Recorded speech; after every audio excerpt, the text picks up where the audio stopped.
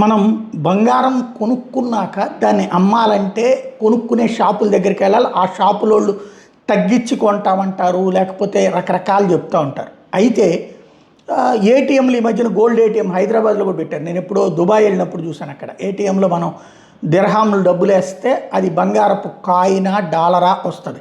అయితే ఇప్పుడు చైనాలోని షాంఘైలో కొత్తగా తీసుకొచ్చినటువంటిది ఏంటంటే అమ్మేటటువంటి ఏటీఎంలు, అందులో బంగారం కనుక తీసుకెళ్ళేది గోల్డ్ రింగా ఇంకోటి పెడితే ఎంత ఉందో అది 1200 డిగ్రీల సెల్సియస్ ఉష్ణోగ్రతలో ఆ గోల్డ్కి సంబంధించినటువంటి సెట్ చేసి కరగబెట్టుకుని మనీ వరకు వెంటనే డబ్బులు వచ్చేస్తాయి అన్నమాట.